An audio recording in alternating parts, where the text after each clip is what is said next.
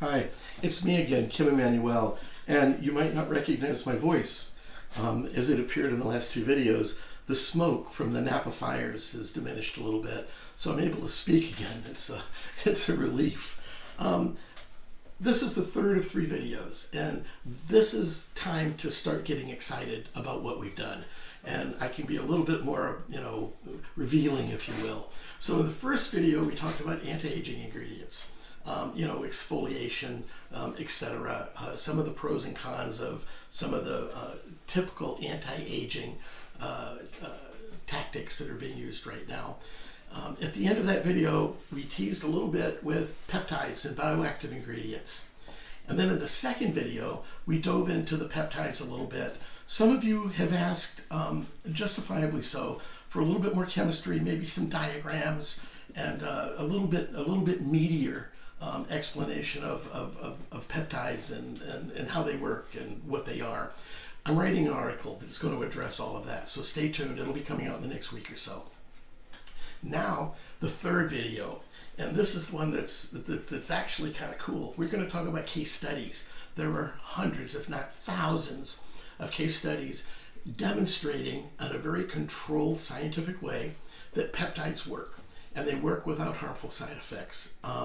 And we're just going to address a few of those. Let's see, where are we? Signaling peptides, carnosine. It's a dipeptide.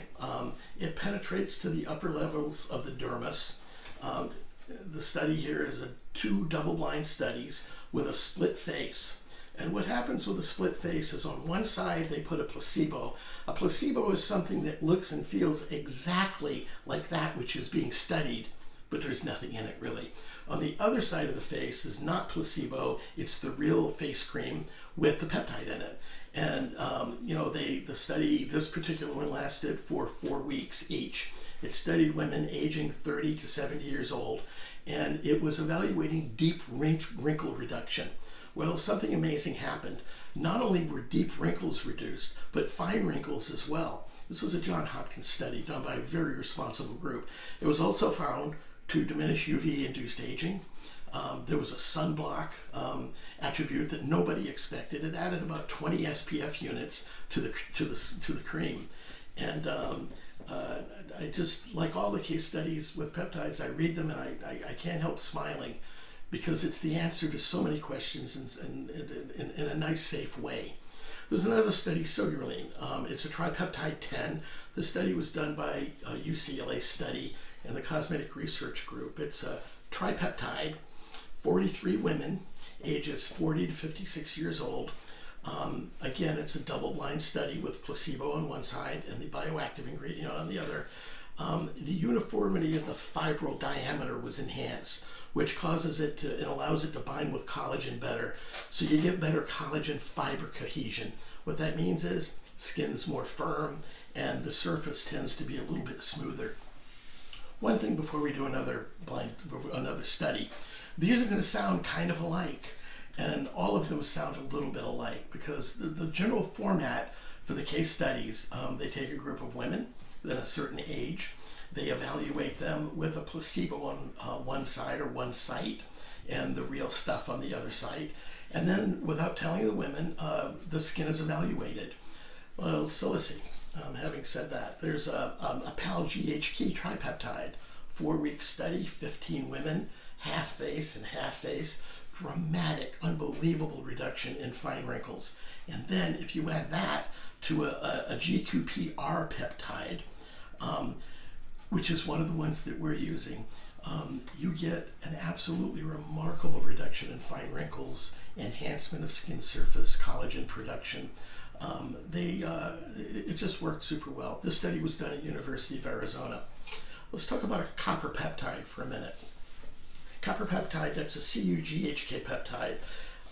The amazing thing about this one that I really like is it's a gigantic anti-inflammatory and antioxidant-inducing peptide.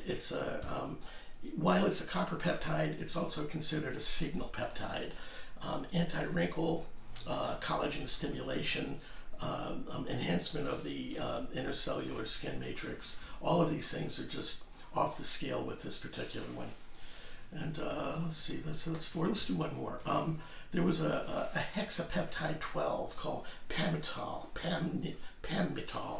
Some are hard to pronounce. This was a 1-month double-blind study of women from 32 to 56 years old. And again, like the other studies, collagen was stimulated, fine larynxes were reduced, skin texture was enhanced, the shape of skin was enhanced. In general, like all of the other studies, a more youthful appearance is achieved without the downside. And I'd just like to touch one more time on one aspect of how peptides work. We're not using anything that the body is not doing by itself and hasn't done by itself since we were little babies. The peptide is simply a signal mechanism that taps into a communication system in the body, specifically in the skin, that enhances it and or allows it to recreate the healing mechanisms that keep us youthful. It's a miraculous substance. So where are we now? This is the last of the videos. I will tell you that because we don't know what the response is going to be. We're hoping it'll be good. We didn't make a lot of the product. We basically made enough for the first few hundred responses and orders. After that, we're going to be out for about a month and a half. It'll take us to replenish. So I hope you, if you order the products, I hope you like them as much as I've loved making them and researching the formulations. If you have questions, please send them to me. As you already know, most of you, I like questions, and I'll do my best to get you good answers. And that's the end of that.